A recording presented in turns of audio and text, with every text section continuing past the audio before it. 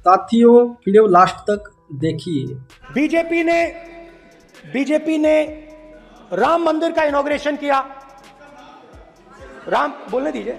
राम मंदिर का इनॉग्रेशन किया। अरे भाई, आप हार गए, उसको सहन करिए। नाम बोलने की कोई जरूरत नहीं है। मैं भाषण दे रहा हूं, आप नहीं दे रहे हो। मुझे बोलना है जो बोलना है। मुझे नाम लेने की कोई जरूरत नहीं। मुझे जो बोलना है मैं बोलूंगा। तो अयोध्या ने मैसेज दिया और मैंने इनसे पूछा कि हुआ क्या, और इनका जवाब आया। मैंने उनसे पूछा कि आपको कब पता लगा कि आप अयोध्या में जीत रहे हो, और आपने कहा पहले दिन से मुझे पता था। सही बात। और मैंने कहा ये क्या हुआ। उन्होंने कहा राहुल जी, अयोध्या में एयरपोर्ट बना, अयोध्या की जनता से जमीन छीनी गई और आज तक उन्हें मुआवजा नहीं मिला है।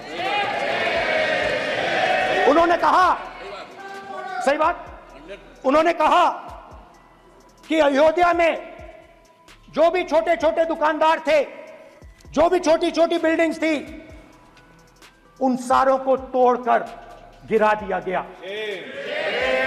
और उन लोगों को सड़क पर कर दिया गया। इन्होंने यह भी कहा कि अयोध्या के इनॉग्रेशन में अयोध्या की जनता को बहुत दुख हुआ, क्योंकि इनॉग्रेशन में अदानी जी थे, अंबानी जी थे, मगर अयोध्या का कोई नहीं था।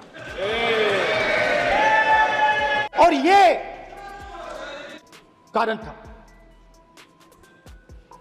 था कि अयोध्या की जनता में, उनके दिल में नरेंद्र मोदी जी ने भय डाल दिया। उनकी जमीन ले ली, उनके घर गिरा दिए, और फिर अयोध्या के गरीब लोगों को, किसानों को, मजदूरों को मंदिर के इनॉग्रेशन तक नहीं जाने दिया। मंदिर के इनॉग्रेशन छोड़ो, उसके बाहर भी नहीं जाने दिया। और इसीलिए अयोध्या की जनता ने सही मैसेज भेजा। अच्छा, इन्होंने मुझे एक और बात बोली। 3 बार इन्होंने कहा कि 3 बार नरेंद्र मोदी ने टेस्ट किया। 2 बार क्या मैं अयोध्या से लड़ जाऊं? और सर्वेयर्स ने कहा अयोध्या में मत लड़ जाना, अयोध्या में मत लड़ जाना, अयोध्या की जनता हरा देगी। और इसीलिए प्रधानमंत्री वाराणसी गए और वहां बच के निकले। तो अयोध्या की जनता को डराया, पूरे देश को डरा दिया। मैं आपको बताता हूं, आज सुबह में आया, राजनाथ सिंह जी ने मुस्कुरा के मुझे नमस्ते की, और मोदी जी बैठे हैं, मुस्कुराहट नहीं, सीरियस, नमस्ते भी नहीं करते। कहीं मोदी जी ना देख लें, प्रॉब्लम हो जाएगी। वही कहानी गडकरी जी की है, सच्चाई है। अरे भाई, अयोध्या की जनता को छोड़ो, ये तो बीजेपी वालों को डराते हैं। माननीय प्रतिपक्ष के नेता, आप सदन के वरिष्ठ नेता हैं। मेरा आपसे आग्रह है कि राष्ट्रपति अभिभाषण पर डिबेट हो रही है, इसकी गरिमा, राष्ट्रपति अभिभाषण की गरिमा रखे ना। माननीय अध्यक्ष जी, लोकतंत्र ने और संविधान ने मुझे सिखाया है कि मुझे विपक्ष के नेता को गंभीरता से लेना चाहिए।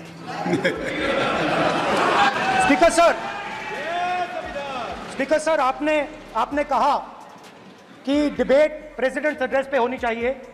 ये जो मैंने किया है, अनुराग ठाकुर जी ने अयोध्या की बात की थी, अनुराग ठाकुर जी ने सनातन धर्म पर आक्रमण की बात की थी, इसीलिए मैंने ये किया है। मैं दिखाना चाहता हूं कि अयोध्या में क्या हुआ, अयोध्या की सच्चाई क्या थी। प्रेसिडेंट डिबेट में उन्होंने बात उठाई थी, मैंने बात बंद की। डर फैलाया और ऑपोजिशन का रिस्पांस, एक साथ मिलकर भारत जोड़ो यात्रा, सारे के सारे ऑपोजिशन, पूरा देश एक साथ मिलकर कन्याकुमारी से कश्मीर तक चला। और जो आपने डर फैलाया, उसके बारे में यात्रा में बहुत कुछ सुनने को मिला। अभी तक याद है, सुबह 7 बजे 7-8 बजे की बात थी, यात्रा में चल रहे थे एक महिला आती है, हमारे साथ चलती है, मेरा हाथ पकड़ती है और घबराई हुई सी थी, तो मैंने पूछा क्या हुआ। वो मुझे कहती है मुझे मार रहा है, मुझे मार रहा है। मैंने पूछा कौन मार रहा है, कौन मार रहा है। मैंने पूछा कौन मार रहा है, कहता है मेरा पति मार रहा है। मैंने कहा क्यों, कहती है सुबह का खाना नहीं दे पाई। मैंने कहा क्यों, खरीद नहीं पाई, महंगाई है, महंगाई है, खरीद नहीं पाई, खाना नहीं पका पाई, इसलिए मुझे मार पिट रही है। मैंने कहा बहन क्या करूं, कैसे आपकी मदद करूं। कहती हैं आप कुछ मत कीजिए, आप कुछ मत कीजिए, आप सिर्फ ये बात याद रखिए कि महंगाई के कारण हिंदुस्तान में हजारों महिलाओं को सुबह पीटा जा रहा है। उसके शब्द हैं, मेरे शब्द नहीं है। गैस सिलेंडर, महंगाई, तो आपने गरीबों को, महिलाओं को डराने का काम किया। शिव जी कहते हैं डरो मत, डराओ मत। आपने हिंदुस्तान की महिलाओं को महंगाई से हर रोज डराया है। कुछ दिन पहले मैं पंजाब में अग्निवीर के परिवार से मिला। सुनिए अग्निवीर के परिवार से मिला। छोटा सा घर था, छोटा सा घर था, छोटे से घर में अग्निवीर शहीद हुआ, लैंडमाइन ब्लास्ट में शहीद हुआ। मैं उसे शहीद कह रहा हूं, मगर हिंदुस्तान की सरकार उसे शहीद नहीं कहती। नरेंद्र मोदी उसे शहीद नहीं कहते हैं, नरेंद्र मोदी उसे अग्निवीर कहते हैं। उस घर को पेंशन नहीं मिलेगी, उस घर को कंपनसेशन नहीं मिलेगी, शहीद का दर्जा नहीं मिलेगा। और बेचारे बैठे हुए थे, 3 बहनें थी, एक साथ बैठी हुई थी, रो रही थी। आम जवान को पेंशन मिलेगी, जरूर दुख होगा, मगर हिंदुस्तान की सरकार आम जवान की मदद करेगी। मगर अग्निवीर को जवान नहीं कहा जा सकता। अग्निवीर यूज एंड थ्रो मजदूर है। और आप उससे कहते हो, उसको आप 6 महीने की ट्रेनिंग देते हो, 6 महीने की ट्रेनिंग देते हो। दूसरी तरफ चाइना के जवान को 5 साल की ट्रेनिंग मिलती है। राइफल लेकर उसके सामने खड़ा कर देते हो, उसके दिल में भय पैदा करते हो। एक जवान और दूसरे जवान के बीच में फूट डालते हो कि एक को पेंशन मिलेगी, एक को शहीद का दर्जा मिलेगा, दूसरे को नहीं मिलेगा। और फिर अपने आप को देशभक्त कहते हो। ये कैसे देशभक्त हैं? फिल्म स्टार जैसी फोटो थी उस लड़के की, फिल्म स्टार, बॉलीवुड स्टार की फोटो थी। मैं सोच रहा था देखो, इस युवा ने जान दी। Speaker sir.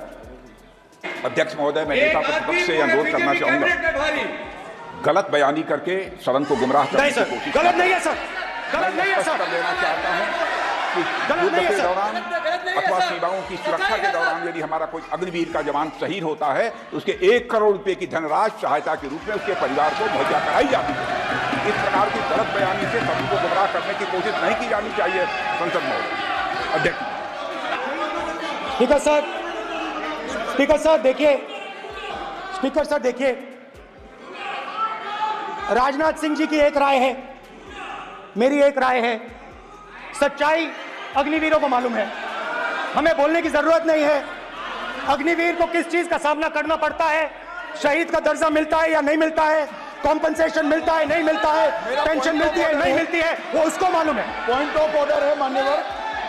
अब सदन के सामने 2 स्टेटमेंट हुए, एक हुआ विपक्ष के नेता का, दूसरा हुआ माननीय राजनाथ सिंह जी का, रक्षा मंत्री जी का। ये कहते हैं कि 1 करोड़ रुपया नहीं मिलता है। श्री राजनाथ सिंह ने अधिकृत रूप से कहा कि मारे जाने वाले अग्निवीर को जो शहीद होता है उसको 1 करोड़ रुपया मिलता है। उनको फैक्चुअल पोजीशन सदन पर रखनी चाहिए मान्यवर। ये सदन झूठ बोलने की जगह नहीं है मान्यवर, यह सच बोलना चाहिए। और अगर ये नहीं रखते हैं तो उनको ये सत्यापन नहीं करते अपने स्टेटमेंट का, तो उनको सदन और देश से और अग्निवीरों से माफी मांगनी चाहिए माननीय। दोस्तों, राहुल गांधी का यह स्पीच अभी 1 साल पुराना भी नहीं है। राहुल गांधी ने 9 महीने पहले जो कहा था और आज जो हो रहा है, एक दूरदृष्टि देखो। उस समय चोरी, लुटेरे, इस बात का उल्लेख नहीं था, लेकिन राम मंदिर के परिप्रेक्ष्य में जो कहा था, अयोध्या में क्या चल रहा है, शायद राहुल गांधी को कुछ पता था, लेकिन प्रूफ नहीं होने के कारण वे नहीं कह पा रहे थे। लेकिन अयोध्या के लोगों के साथ किस तरह मोदी सरकार ने अन्याय किया है, वहाँ के जो साधु संत हैं, मंदिर है, जो सच्चे सनातनी हैं, उनके साथ जो अन्याय किया है, उसके ऊपर राहुल गांधी ने अपनी बात रखने का प्रयास किया था। साथ ही अग्निवीर जैसी योजना है, क्या सच में इसका सही से इम्प्लीमेंटेशन हुआ है? क्या राजनाथ सिंह कहते हैं कि जो सैनिक अपने अग्निवीर कार्यकाल के दौरान मर जाता है, उस समय क्या उसके परिवार को 1 करोड़ रुपए मिलते हैं? क्या सच में ऐसा होता है? उसका डाटा भी राहुल गांधी ने देना चाहिए था। अपनी बात, अगर हम कोई बात संसद में कह रहे हैं तो उसका फुल प्रूफ अपने पास होना चाहिए। और इस बात के लिए हम थोड़ा राजनाथ सिंह को थोड़ा राहुल गांधी से ज़्यादा नंबर दे सकते हैं। हम तटस्थ है, हमारा चैनल तटस्थ है। अगर मोदी सही होंगे तो हम मोदी की बात करेंगे, अगर राजनाथ सिंह सही होंगे तो हम राजनाथ सिंह की बात करेंगे, अगर राहुल गांधी सही होंगे तो हम राहुल गांधी की बात करेंगे। जो सच्चा हिंदू धर्म है, जो सच्चा सनातन है, उसकी हम बात करेंगे, सच्चाई की बात करेंगे। इसलिए हमारा चैनल लाइक करें, सब्सक्राइब करें और ज़्यादा से ज़्यादा शेयर करें। जय श्री कृष्णा।